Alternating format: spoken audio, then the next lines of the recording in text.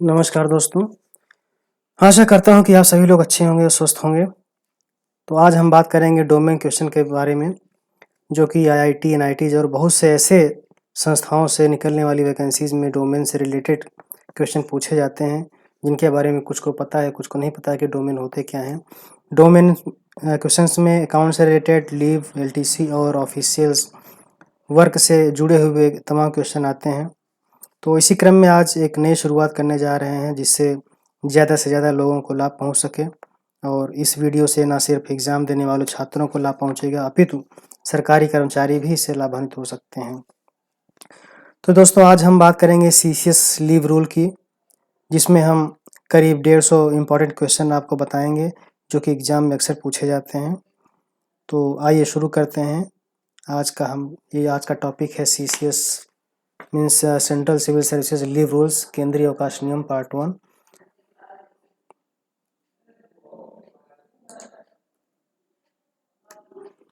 Question number 1, आइए देखते हैं। The date on which CCS leave rules 1972 come into effect is. CCS leave rule कब प्रभाव में आया? ऑप्शन 1 जनवरी 1972, सेकेंड ऑप्शन बी 2 अप्रैल 1972, ऑप्शन सी 1 जून 1972 एंड ऑप्शन डी 15 अगस्त 1972। तो दोस्तों, ये 1 जून 1972 को ये प्रभाव में आया है, तो इसका ऑप्शन सी सही है। आगे बढ़ते हैं क्वेश्चन नंबर 2 की तरफ। How many schedule does the CCS rules contain? Option A 1, option B 2, option A 3 and option D 4। तो ये इसका ऑप्शन बी सही है। Question number 3, CCS rules 1972 is not applicable to. Option A persons appointed to the civil services, option B employees of non-statutory departmental entities, option C government servant appointed in subordinate of central government, option D person paid for contingencies. तो मित्रों, इसका option B सही है, employees of non statutory departmental canteen. Question number 4 की तरफ आते हैं। CCS rules 1972 applies to a person surviving under central government on deputation from a state government. Option A है for the rest of his service, option B for limited duration, option C from the date of his joining in state government and option D none of these. तो इसका option B सही है, for limited duration. Question number 5, CCS rules will apply to government servant while on. Option A temporary transfer to Indian railways, option B temporary transfer to state government, option C foreign service within India and option D all of the above. तो इसका option D सही है। A B C तीनों में apply है, तो इसका option D सही है। Question number 6, according to leave rule and competent authority to grant leave cannot refuse or revoke a leave applied under. Option A Rule 7, Option B Rule 15, Option C Rule 20 and Option D Rules 27। तो इसका option C सही है, Rule 20। Question number 7, EL can be combined with, EL means earn leave, किसके साथ combine कर सकते हैं? Option A casual leave, half pay leave and maternity leave, option B है study leave, casual leave, maternity leave and option C है sick leave, half pay leave, maternity leave and D option casual leave, paternity leave, maternity leave. तो दोस्तों, इसका option C सही है। हम लोग EL, सिक leave, half pay leave और maternity leave के साथ कंबाइन कर सकते हैं, तो इसका ऑप्शन सी सही है। Option question number D, EOL extraordinary leave is granted to government servant only. Option A when no other leave is admissible or not request, option B when government servant is on notice period of ARS, C before superannuation and D none of these। तो इसका option A सही है, when no other leaves is admissible or on request। Question number 9, encashment of earned leave of up to 10 days at the time of availing LTC is permitted, provided a balance of days of EL is available at the credit of a government servant। 10 days का encasement हम LTC के समय तब ले सकते हैं कि हमारे अकाउंट में कितने डेज का EL क्रेडिट है उस पर डिपेंड करता है। तो ऑप्शन देखते हैं इसमें। Option 180 days, option B 45 days, option C है 30 डेज एंड ऑप्शन डी है 300 डेज। तो दोस्तों इसमें ऑप्शन सी सही है। 30 दिन कम से कम हम लोग 30 दिन जो है गवर्नमेंट सर्वेंट के अकाउंट्स में क्रेडिट होना चाहिए EL, तभी उसको 10 दिन का इन्वेस्टमेंट मिलेगा। तो इसका ऑप्शन सी सही है। Question number 10. What is the maximum period of leave of any kind which can be allowed to a government servant? Option A 5 years, option B 6 year, option C 7 year and option D 2 years. तो इसका option B ए सही है, 5 years. Question number 11. Paternity leave is allowed for days. Paternity leave कितने दिन के लिए government servant के लिए अलाउ होता है? 20 days, 15 days, 25 days and option D 30 days. तो 15 डेज अलाउ होता है। पैटर्निटी लीव 15 दिन के लिए गवर्नमेंट सर्वेंट को मिलता है। तो इसका ऑप्शन बी सही है।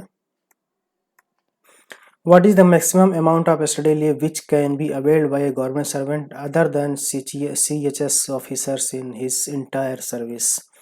Option A 24 month, option B 12 month, option C 10 month, option D 15 month. इसका ऑप्शन ए सही है, 24 month. Question number 13. What is the maximum number of days of EL that can be held at credited by a government servant? What is the maximum numbers of days of EL that can be held at credit by a government servant? तो ये maximum EL कितना credit हो सकता है government servant के account में? तो 300, 200, 250 and 180। तो मैक्सिमम 300 से ज़्यादा EL क्रेडिट नहीं हो सकता है। इसका ऑप्शन ए सही है। Question number 14. What is the date of retirement of government servant? Government servant का रिटायरमेंट डेट क्या होता है? पहला ऑप्शन है afternoon of the last date of the month in which he attend the age of the superannuation. Option B है last days of any month in which he wishes to retire. Option C last working day and option D first day of the month in which he attend the age of superannuation. तो इसका option A सही है दोस्तों। Afternoon किसी भी employ को जब government servant जब रिटायर होता है तो जिस मंथ में रिटायर होता है उस मंथ के आखिरी डेट पे वो आफ्टरनून में रिटायर किया जाता है। इसका option CLC is recalled to duty before expiry of his leave he may be treated. अगर किसी ऑफिसर्स को उसके छुट्टी के दिन या छुट्टी उसकी एक्सपायर नहीं हुई है बीच में अगर उसको ऑफिस में बुलाया जाता है तो उसको क्या ट्रीट करते हैं? ऑप्शन ए देखिए on leave period, option B on duty, option C absent, option D none of these. दोस्तों ये ऑप्शन बी सही इसका, उसको ऑन ड्यूटी हम लोग ऑन ड्यूटी ट्रीट करेंगे अगर किसी ऑफिसर्स को बीच में छुट्टी के बीच में बुला लिया जाता है तो। इसका ऑप्शन बी सही है। Question number 16. Casual leave can be combined with. Casual leave किसके साथ कंबाइन किया जा सकता है? Special casual leave, earn leave, half pay leave and option D none of these. तो ये दोस्तों ये कैजुअल लीव हम लोग सिर्फ स्पेशल कैजुअल लीव के साथ कंबाइन करके ले सकते हैं। तो इसका ऑप्शन ए सही है।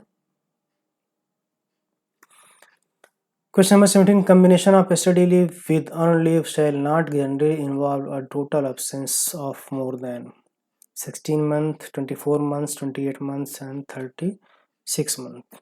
इसका ऑप्शन सी सही है, 28 month. Question number 18. Half day leave can be taken from earned leave, sick leave, casual leave, half pay leave. इसका ऑप्शन सी सही है, casual leave. Question number 19. Government servants are not entitled to leave salary while availing. Government servants are not entitled to leave salary while availing half pay leave, commuted leave, extraordinary leave और child care leave. दोस्तों इसमें देखिए ये half pay leave में भी salary मिलती है, commuted leave में भी सैलरी मिलती है, चाइल्ड केयर लीव में भी सैलरी मिलती है, बट इसमें एक्स्ट्रा ऑर्डिनरी लीव में सैलरी नहीं दी जाती है गवर्नमेंट सर्वेंट को। तो इसका ऑप्शन सी सही है।